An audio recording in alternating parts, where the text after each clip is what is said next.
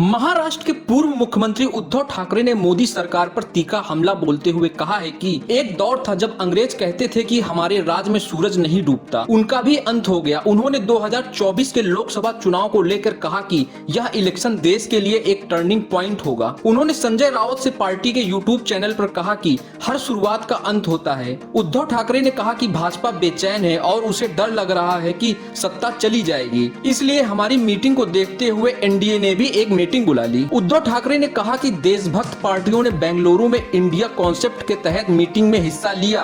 इस मीटिंग के डर से ही एनडीए ने 30 दलों की मीटिंग बुला ली। यही नहीं, इसमें खुद पीएम नरेंद्र मोदी भी गए। पता चलता है कि भाजपा को अब जाकर एनडीए की जरूरत महसूस हुई है। उन्होंने कहा कि भाजपा के डीएनए में उसके अलावा 3 ही पार्टियां हैं, ईडी, सीबीआई और आईटी। इस दौरान उद्धव ठाकरे ने महाराष्ट्र सरकार पर भी हमला बोला। उद्धव ठाकरे ने कहा कि महाराष्ट्र की सरकार ट्रिपल इंजन वाली नहीं बल्कि डालडा की कैन बन चुकी है। इस दौरान उनका शिवसेना में फूट को लेकर भी दर्द उभर आया।